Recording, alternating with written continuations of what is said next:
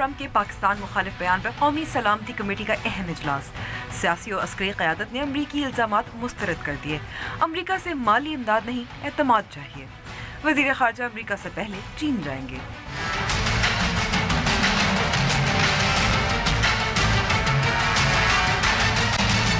Supreme court کے بعد Lahore high court نے بھی میاں صاحب کو لال جھنڈی دکھا دی۔ نواز شریف سمیت لیگی رہنماؤں کی عدلیہ مخالف تقاریر نشر کرنے پر پابندی۔ کیا مسلم لیگ نون بند گلی میں داخل ہو رہی ہے؟ پاکستان میں خواتین زچگی کے دوران بنیادی حقوق سے محروم۔ کہیں سرکاری ہسپتالوں کے پیرامیڈک کا جسمانی تشدد تو کہیں خاندان کے تانوں سے نفسیاتی مسائل کا شکار۔ قوم کی ماؤں کے ساتھ ہمارا رویہ کب بدلے گا؟ السلام علیکم and welcome to news wise. میں ہوں امبر شمسی۔ 3 روز گزر گئے ہیں اور امریکی صدر ڈونلڈ ٹرمپ کی افغان پالیسی کی تقریر، جس میں انہوں نے پاکستان کو دہشت گردوں کے محفوظ ٹھکانوں کے حوالے سے متنبع کیا تھا، سے اب بھی تہلکہ مچا ہوا ہے۔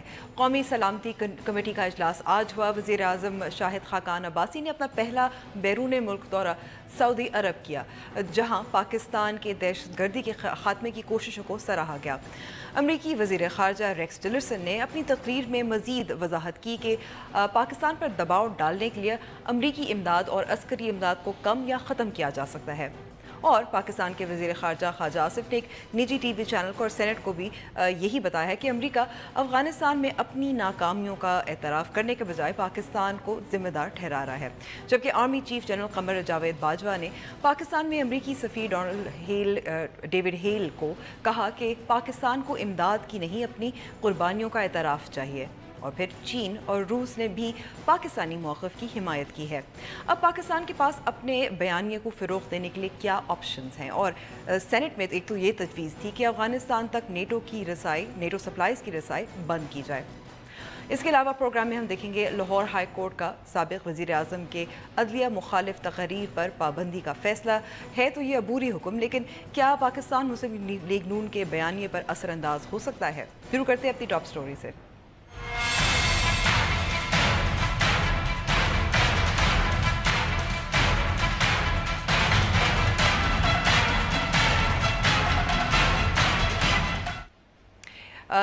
ان معاملات پر بات کرنے کے لیے ہمارے ساتھ اسلام آباد اسٹوڈیو میں موجود ہیں تجزیہ کار ماروی سرمد۔ بہت بہت شکریہ ماروی صاحبہ وقت دینے کا۔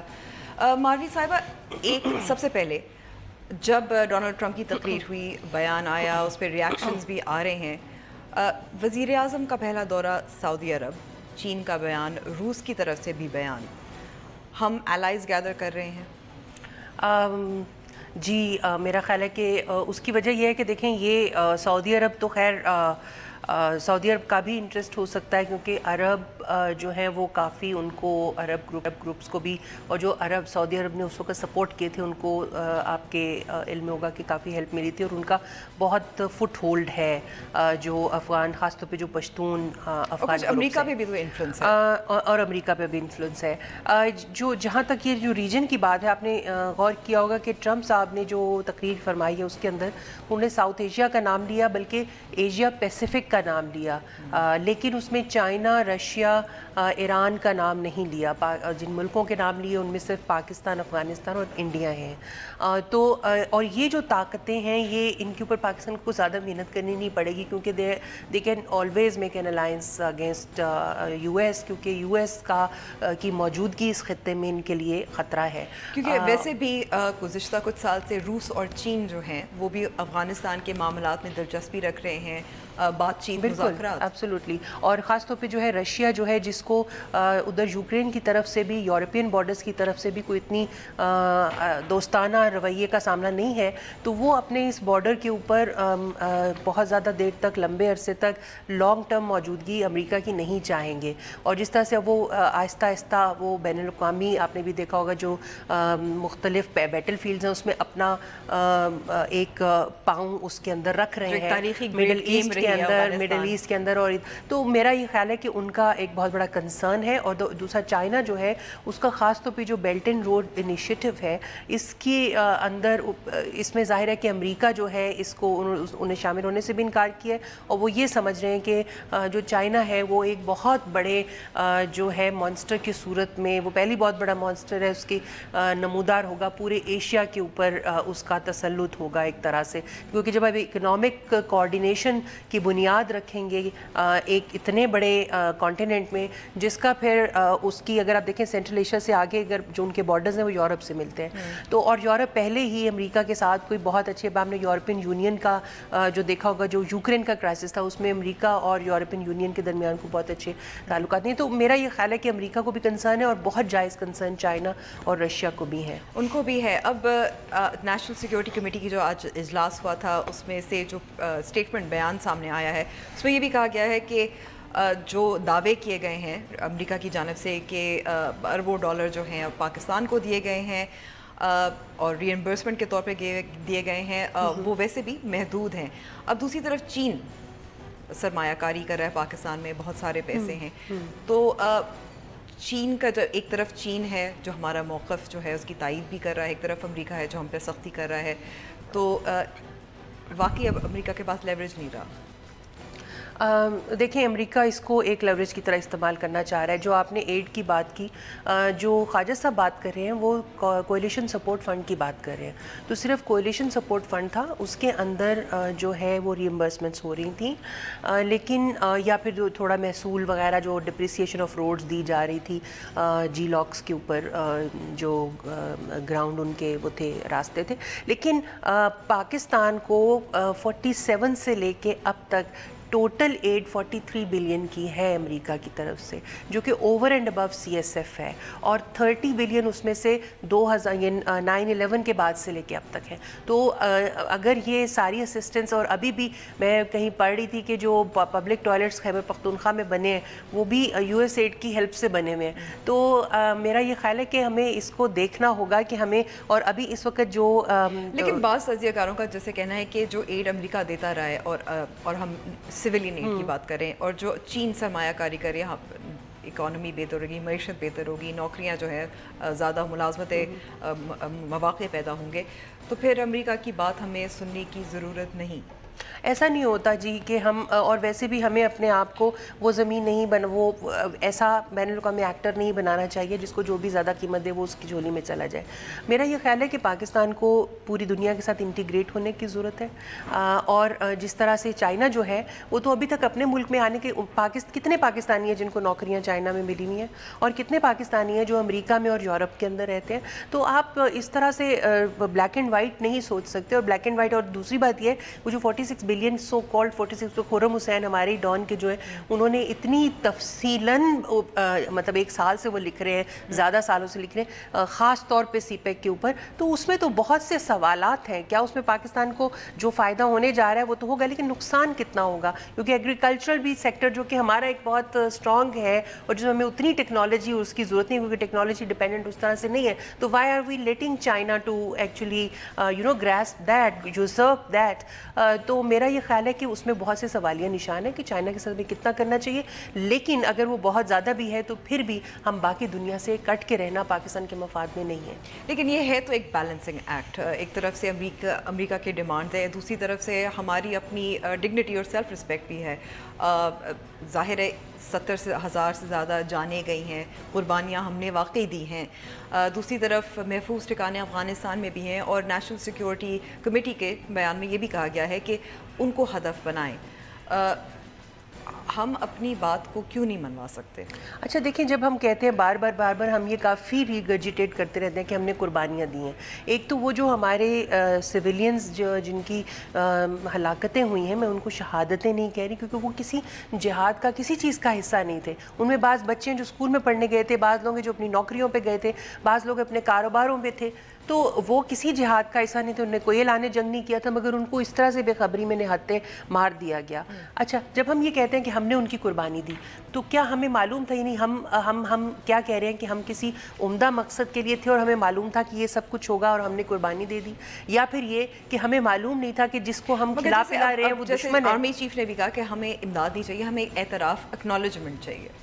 تو اکنالج تو کیا اس نے تو یہ سب کچھ ہمیں ڈانٹ پلانے سے پہلے کہا کہ ہم اکنالج کرتے ہیں کہ سیکریفائسز ہیں. تو دیکھیں, ہمیں میرا خیال ہے کہ اس وقت اتنا مجھے لگ رہا ہے کہ ہمیں کچھ سمجھ بھی نہیں آ رہی کہ ہم نے کس طریقے سے اس کو ریاکٹ کرنا ہے. ایک تو ہے بہت ایموشنلزم جو خان صاحب نے دکھایا ہے, ایک وہ ہے جو بالکل حقیقت کو, تاریخ کو مسخ کر کے, فیکٹس کو مسخ کر کے خواجہ صاحب نے ابھی سینٹ میں کیا. ایک وہ ہے کہ جو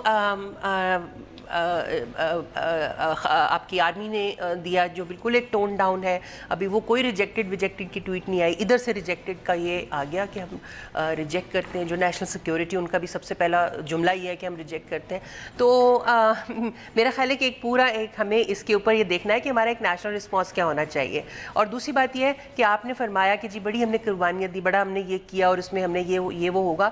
لیکن اگر, اور ہماری سیلف رسپیکٹ کا بڑا ہم ذکر سنتے ہیں, اگر ہماری اتنی سیلف رسپیکٹ ہے تو جس چیز کے ہم پیسے لے رہے ہیں وہ کام تو کریں نا, اور اگر وہ کام نہیں کر سکتے تو مت لیں پیسے بھائی, مت لیں پیسے. ماروی سرمد, بہت بہت شکریہ وقت دینے کا. بریک پہ جا رہی ہوں. بریک کے بعد لاہور ہائی کورٹ کا عدلیہ مخالف بیانات اور تقاریر پر روک تھام پابندی.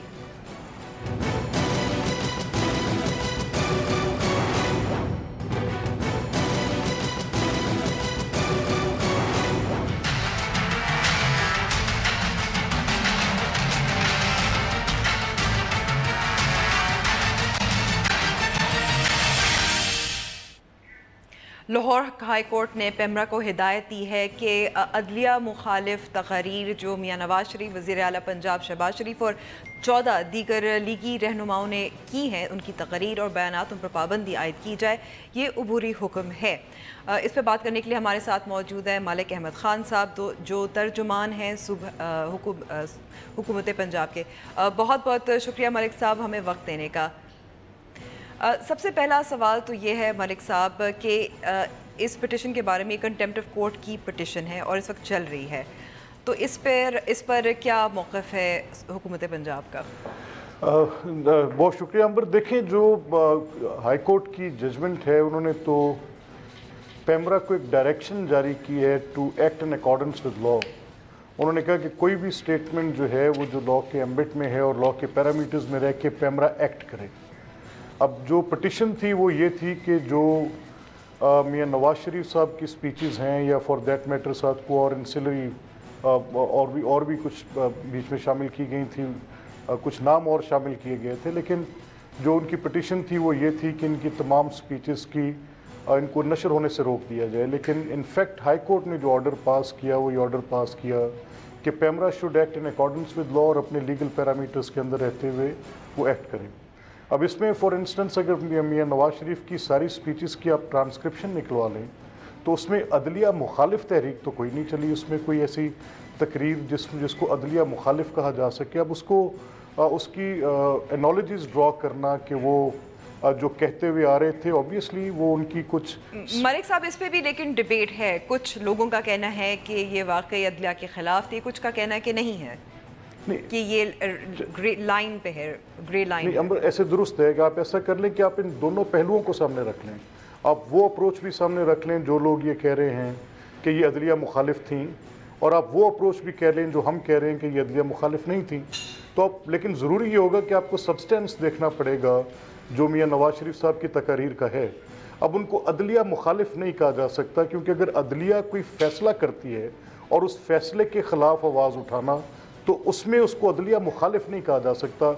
یہی وہ زبان ہے جو ہر پٹیشن کے اندر almost once you go in an appellate jurisdiction, آپ سپریم کورٹ کے اندر بھی آپ کوئی ایپلیٹ جورسڈکشن کے اندر آپ فل بینچ کانسٹیٹیوٹ کرانے کے لیے, تو آپ کہتے ہیں کہ یہ آرڈر ویل ریزنڈ نہیں ہے, بیسڈ اپون جسٹ ریزننگ نہیں ہے, اس کی ریشیو ڈیسیڈنلی اپروپریٹ نہیں ہے, آپ کہتے ہیں کہ یہ فریولس ہے. یہ ساری باتیں آپ کہتے ہیں.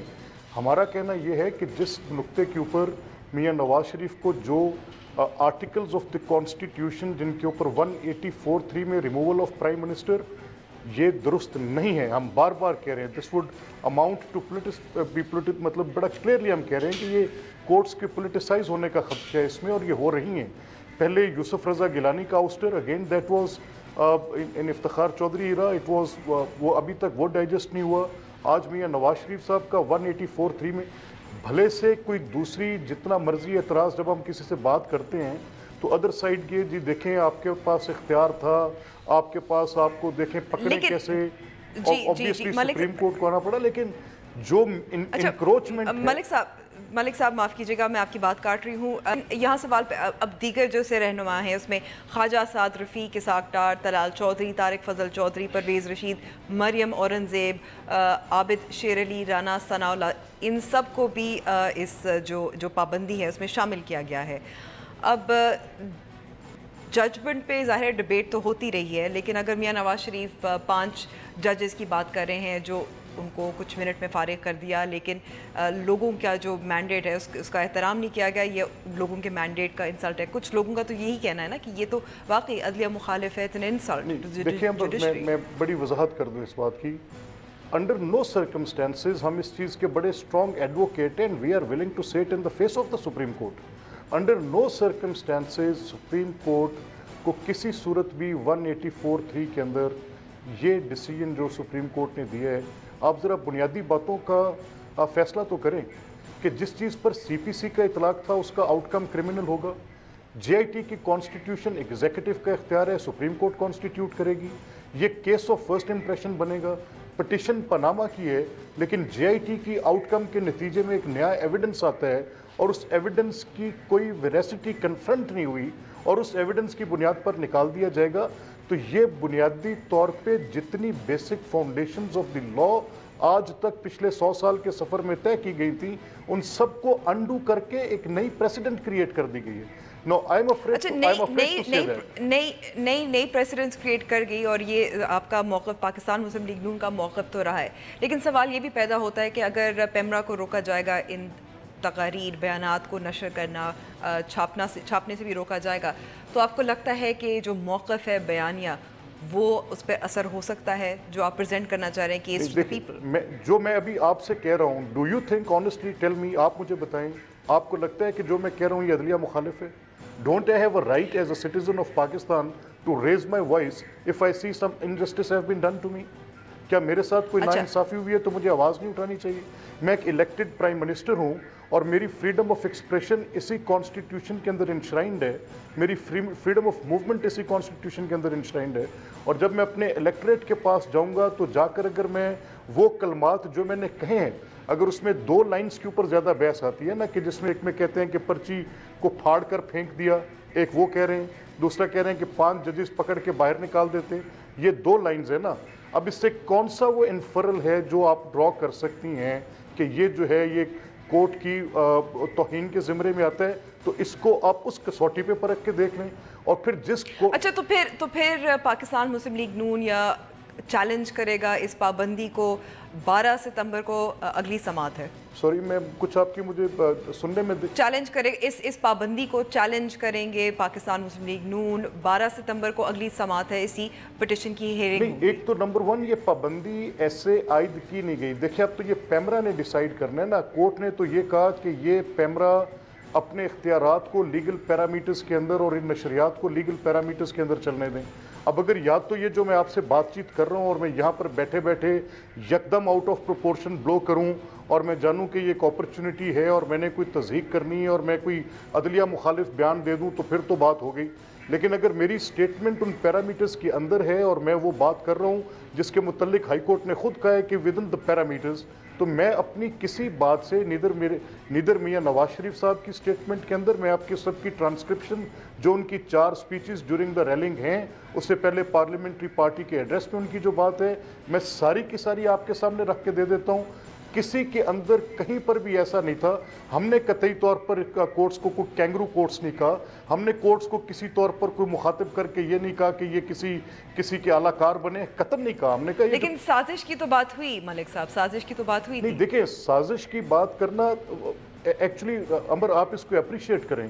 Once we say that somebody is conspiring, और कोई साजिश कर रहे हैं तो हम तो बात करें ना पसे पर्दा। हम तो सियासी लोग हैं भाई, हमारे पास तो कोई ऐसी इन्वेस्टिगेटिव स्किल्स नहीं है कि पसे पर्दा हकाइक के ऊपर से पर्दे उठा लें जाकर। अगर उठा सकते तो हम तो पॉलिटिकल लोग हैं, हम बड़ी वजाहत से कहते हैं कि ये हकाइक थे। हम तो कह रहे हैं कि देयर हैज़ बीन समथिंग, कुछ ना कुछ ज़रूर हुआ है जिस जो पसे पर्दा है हमें नहीं पता। हम तो अपनी दयानत अमानत के साथ अपनी पॉलिटिक्स करते हैं, वोटर के पास अपने वोट का मुद्दा लेके जाते हैं। अब फाइनली हम सैंक्टिटी ऑफ वोट की बात भी कर रहे हैं। हम ये कह रहे हैं कि जी देखें इसमें हमारा कोई ये किस बुनियाद पर फैसला किया गया है, कैसे किया गया है, इसका मोडस ऑपरेंडी क्या था। इन तीनों चीज़ों के ऊपर पहाड़ जैसे बड़े एतराज़ात हैं और वो तहफ़्फ़ुज़ात ऐसे हैं जो कि लीगल हैं। हम कोई बात लीगल पैरामीटर से बाहर नहीं कर रहे, बाहर नहीं कर रहे। अच्छा, पेमरा की भी बात हो तो अब पेमरा पे पाबंदी नहीं है कि वो लाहौर हाई कोर्ट की या अदालत के हुक्म पर को फॉलो करे? नहीं, पेमरा पर ज़रूर पाबंदी है, अदालत के हुक्म की पाबंदी होनी चाहिए, लेकिन अदालत का हुक्म ये है कि पेमरा अपनी उन सारे मामलात को लीगल पैरामीटर्स के अंदर देखे। This is a directive nature order. या तो होता कि वो किसी तकरीर के रेफरेंस में, जिस तरह उस पटिशन के अंदर उन्होंने बेशुमार चीज़ें डाली थी, उन तकारीर का हवाला दिया था, अगर कोर्ट उसको अप्राइज इस तरह से करती, उसको ऐसे देखती, कोर्ट उसको इस तरह से वेट देती, उस पटिशन के अंदर जो कंटेंट था उसको इस तरह से देखती कि इसमें कुछ ऐसी चीज़ें हैं जो अदलिया मुखालिफ थीं, तो कोर्ट स्पेसिफिकली उन तकरीरों के कंटेंट का हवाला देकर ये अपने ऑर्डर के अंदर डिक्टेट करवाती। कोर्ट लिखती कि ये स्पीचेस थी, ये दोबारा नशरियात, हमारे पास उसके केसेस हैं। पहले आपके सामने कराची के 3 इंसिडेंट्स हैं जिसमें वो स्पीचेस का हवाला था, उनके MQM के जो उनके रहनुमा थे उनकी स्पीचेस का हवाला था, जिस पर स्पेसिफिकली ऑर्डर दिया गया था कि these speeches could not be, दोबारा इनको आप ब्रॉडकास्ट नहीं करेंगे। लेकिन आपका कहना है कि इस केस में स्पेसिफिक स्पीचेस का हवाला नहीं दिया। कोर्ट के सामने उन्होंने कहा, इन स्पीचेस को उन्होंने पॉइंट ऑफ रेफरेंस बनाने की कोशिश की और कहा कि इनको दोबारा नशर नहीं होना चाहिए, लेकिन कोर्ट ने ये ऑर्डर इसलिए पास नहीं किया कि इसके अंदर अदलिया मुखालिफ, देखिए अदलिया मुखालिफ होता है कि आप एक इंस्टीट्यूशन को एज अ होल मेलाइन करें, मलिशियस बात करें, उसके ऊपर आप कोई कीचड़ उछालें, उसके ऊपर आप उसके खिलाफ उसको परागंदा करने के लिए कोई ऐसी लॉजिक्स क्रिएट करें जिसमें आप उनकी किरदार कशी करें। हमने तो सब कुछ सहा, बताया कि हमारे साथ ये गलत हुआ है, लेकिन किसी जगह पर हमने सुप्रीम कोर्ट के एहतराम, तकरीम और हुक्म के अमल दरामद में किसी जगह पर कोई फ़र्क नहीं छोड़ा। लेकिन ये कहा नहीं छोड़ा। बहुत बहुत शुक्रिया मलिक साहब, मलिक अहमद साहब, बहुत बहुत शुक्रिया वक्त देने का। ब्रेक पे जा रहे हैं। ब्रेक के बाद हमारे अस्पतालों में माओं के साथ क्या रवैया होता है, बहुत परेशान कुन कुछ फिगर्स और रिपोर्ट सामने आई हैं, आपके सामने पेश करेंगे।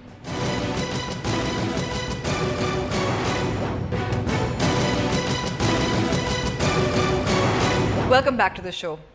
सेहतमंद माएँ ही सेहतमंद मुआशरा तश्कील देती हैं, मगर पाकिस्तान में माँ बनने के अमल के दौरान लाखों ख़वातीन ना सिर्फ सेहत के मसाइल का शिकार बल्कि बुनियादी इज़्ज़त और तकरीम से भी महरूम हैं। इस्लामाबाद से हमारे नुमाइंदे ख़ुसूसी फयाज राजा की ये रिपोर्ट। हमारी सोसाइटी में सासें कहती हैं कौन सा अनोखा काम कर रही हो, हमने भी बच्चे पैदा किए थे, हम तो अस्पतालों के चक्कर नहीं लगाते थे।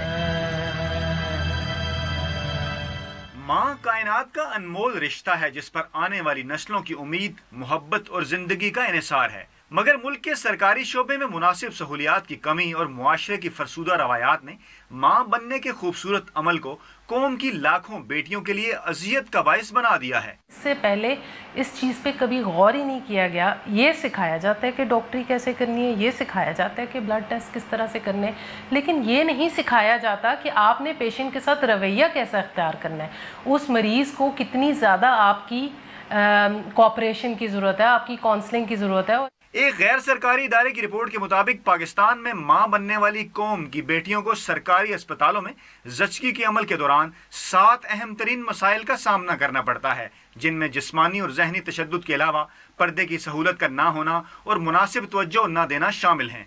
ना ख्याल रखा जाता है, ना ख्याल रखने का माहौल होता है। एक वक्त में कितने कितने मरीज़ कमरे में होते हैं, डिलीवरी के वक्त एक वक्त में कितनी सारी मरीज़ होती हैं जो किस हालत में होती हैं तो आप सोच नहीं सकते। मुल्क के 3 सूबों के 5 अजला में किए गए सर्वे के मुताबिक सरकारी अस्पतालों में एक बेड पर 3 खवातीन, डॉक्टर्स और अमले की जानिब से तंजिया, जुमलेबाजी और लेबर रूम में मर्दाना स्टाफ की आमदोरफ्त ने खवातीन को नफ्सियाती मरीज बना दिया है। اہم ترین بات یہ ہے کہ زچگی کے عمل سے پہلے اور بعد میں خواتین کے ساتھ خاندان کا رویہ بھی حوصلہ افزا نہیں ہوتا، جو کہ مزید پیچیدگیوں کا باعث بنتا ہے۔ کیمرامین ممتاز احمد کے ساتھ فیاض راجہ، ڈان نیوز، اسلام آباد۔ رپورٹ کے ریسرچر جو لکھی ہے جنہوں نے رپورٹ، احتشام اکرم ہمارے ساتھ موجود ہیں۔ اس کے علاوہ ہمارے ساتھ اس موضوع پہ بات کرنے کے لیے maternal newborn and child health regional programme Sindh doctor Sahib Jan بدر بھی ہیں موجود۔ آپ دونوں کا بہت بہت شکریہ وقت دینے کا۔ پہلے تو احتشام آپ سے پوچھنا چاہوں گی، رپورٹ کی تھوڑی سی تفصیل بتائیں۔ 3 صوبوں میں، کئی اضلاع میں کتنے لوگوں سے بات کی اور موٹی موٹی کیا باتیں نکلی؟ دیکھیں امبر، یہ بیسکلی ایک گلوبل پروجیکٹ کا حصہ تھا۔ گلوبلی اس وقت ایک موومنٹ چل رہی ہے کہ مائیں جو ہیں جب وہ میٹرنٹی کیئر کے لیے ہسپتالوں میں جاتی ہیں تو ان کے ساتھ رسپیکٹ اور ڈگنیٹی کے ساتھ ٹریٹ نہیں کیا جاتا، ان کو بہت سے مسائل کا سامنا کرنا پڑتا ہے۔ تو یہ دوسرے جو ممالک جہاں پہ یہ ریسرچ ہو رہی تھی اسی کنیکشن میں یہ پاکستان میں بھی کی گئی، اور اس میں بیسکلی جو پرپز تھا اس ریسرچ کا وہ یہ تھا کہ ان پریکٹسز کو آئیڈینٹیفائی کیا جائے جو جب ہماری خواتین سرکاری ہسپتالوں میں میٹرنٹی کیئر یا زچگی کی سہولت حاصل کرنے کے لیے جاتی ہیں تو ان کا سامنا کرنا پڑتا ہے ان کو، especially when it comes to like abuse, کیونکہ گلوبلی جو ایک 7 کیٹیگریز جیسے ایک ہماری پروفیشنل نے ابھی بات کی ہے، ان کو آئیڈینٹیفائی کیا گیا کہ ان کے ساتھ فزیکل ایبیوز کا معاملہ ہوتا ہے، ان کے ساتھ جو ہے ایک مطلب ڈگنیفائڈ ان کو ٹریٹمنٹ نہیں دی جاتی، پھر ان کے ساتھ جو ہے نان کنسنٹڈ کیئر ہے، ان کو بتایا ہی نہیں جاتا کہ آپ کے ساتھ کیا پروسیس کیا جانے لگا ہے، اور ان کو کوئی پتہ نہیں ہوتا لیبر روم کے اندر ان کے ساتھ کیا حالات پیش آتے ہیں، ان کے بارے میں ان کو کوئی علم نہیں ہوتا، اور نہ اندر علم ہوتا ہے نہ باہر علم ہوتا ہے۔ جو لوگ باہر ہوتے ہیں وہ بھی بے یار و مددگار ہوتے ہیں، they don't know what's going to happen with their women inside the labor room۔ پردے کا بھی تو مسئلہ ہے، پردے کا بے تحاشا مسئلہ۔ دیکھیں اس رپورٹ کے اندر جب ہم نے لوگوں سے انٹرویوز کیے، اور اس میں نہ صرف یہ کہ جو لوگ ہیلتھ کیئر سروسز حاصل کرنے گئے تھے ان سے بات چیت کی گئی، ان کے علاوہ جو ہیلتھ پروفیشنلز ہیں ان فیلڈ کے جو ایکسپرٹس ہیں ان سے بھی بات کی گئی، اور اس میں انہوں نے کہا کہ دیکھیں مطلب there are few things which we frankly یہاں پہ ہم ڈسکلوز بھی نہیں کر سکتے، اٹس ویری ڈیفیکلٹ، رپورٹ کو پڑھیں تو زیادہ آپ کو پتہ چلے گا، بٹ ان سمری کہ وہاں پہ ویٹنگ ایریا جو ہوتا ہے وہاں پہ بے پردگی کا ایک جو ہے نا عالم ہوتا ہے، ٹھیک ہے، اس میں میل جو ہیلتھ ورکرز ہوتے ہیں ان کا آنا جانا، خواتین they are lying on the beds like in a situation which is like not in core for example, اور جیسے ابھی ذکر بھی کیا کہ 2 3 خواتین جو ہیں وہ ایک بیڈ کے اوپر ہوتی ہیں، پھر کوئی ان کے پاس نہیں ہوتا، مطلب جو ہیلتھ کیئر پرووائڈرز ہوتے ہیں وہ ان کو لٹا کر وہاں سے چلے جاتے ہیں۔ اور کچھ ایسے بھی واقعات پیش آئے جہاں ان خواتین کے ساتھ تشدد، جی بالکل، کس کی طرف سے، وہ تھوڑی سی تفصیل بتا سکتے ہیں؟ جو خواتین نے ہمیں بتایا اس میں یہ تھا کہ جب وہ مطلب اس پروسیس میں سے گزر رہی ہوتی ہیں تو یہ تشدد کا عمل جو ہے ان کے ساتھ وہ تو actually from the door of the hospital ہی شروع ہو جاتا ہے، ٹھیک ہے، پہلے تو ان کو جو ہے right to admission in the hospital ہی ڈینائی کر دیا جاتا ہے ان کیس کہ وہ اس ہاسپٹل کے ساتھ رجسٹرڈ نہیں ہے۔ We need to understand this thing that when a woman is coming to a hospital in the in pregnancy, it's a emergency situation in a way, we need to understand especially when Pakistan کے اندر ماؤں کی شرح اموات اس وقت اس کی جو situation ہے سوائے افغانستان کے باقی سب سے بری ہے اس ریجن کے اندر، ٹھیک ہے۔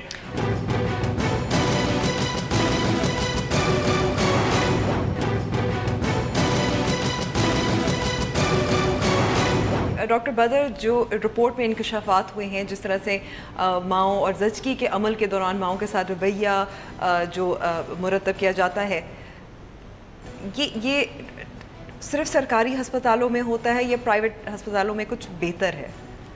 امبر السلام علیکم، احتشام السلام علیکم، گڈ ٹو سی یو۔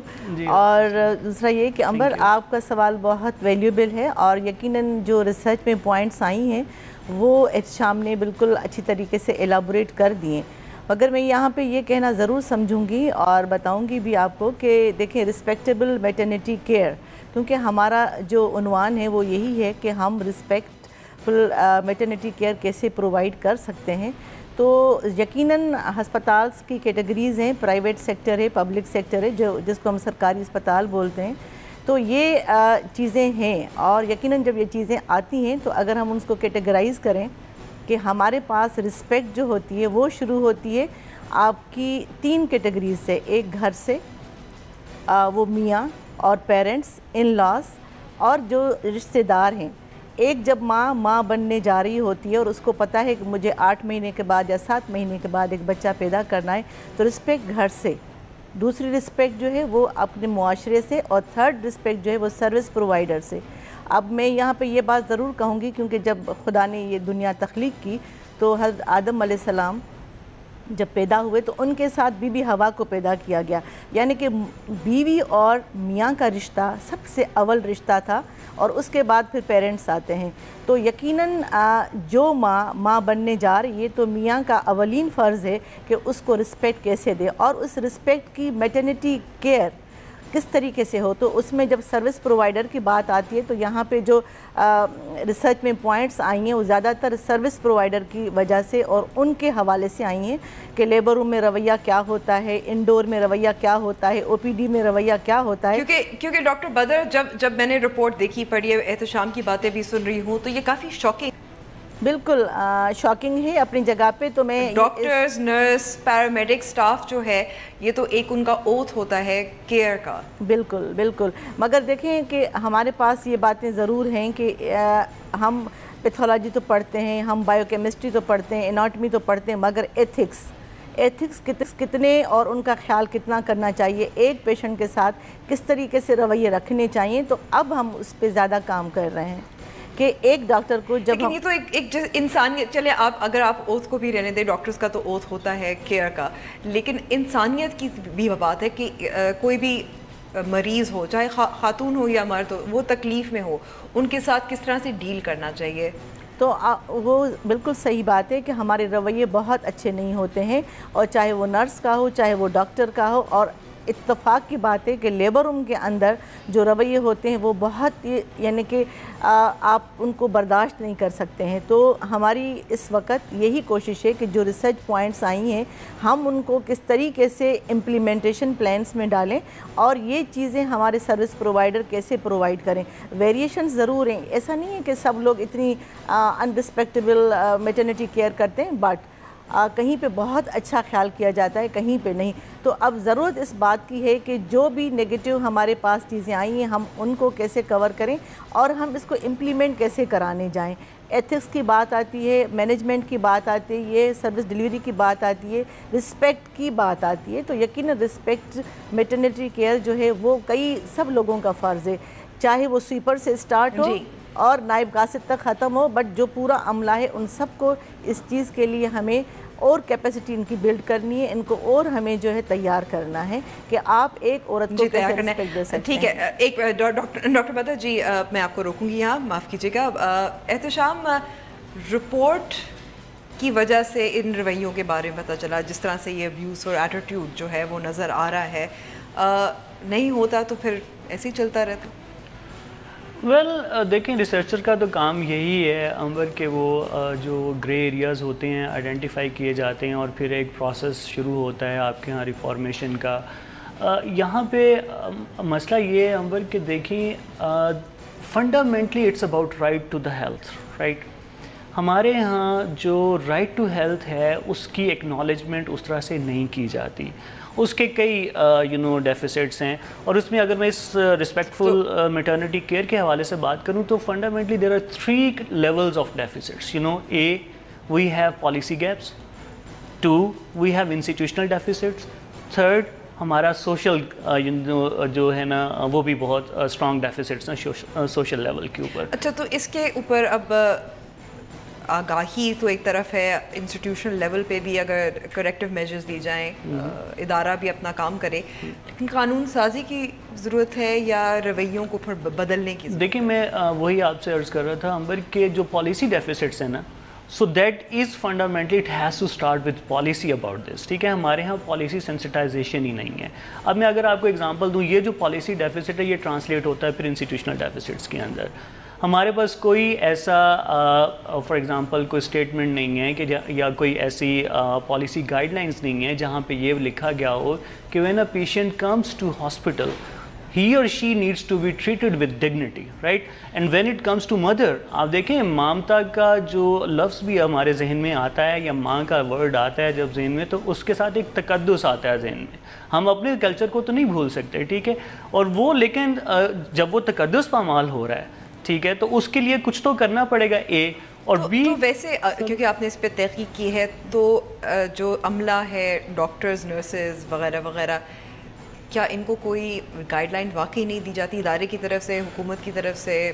बिल्कुल, देखें मैं अंबर आपको बताता हूँ, जब हमने एक्सपर्ट से बात की, it's not my like personal opinion but it's what experts have said. मेरे पास 1 मिनट है। Okay sure. ब्रीफली उसमें एक other than oath of medical practitioners, there is practically no instrument available which will talk about this, right?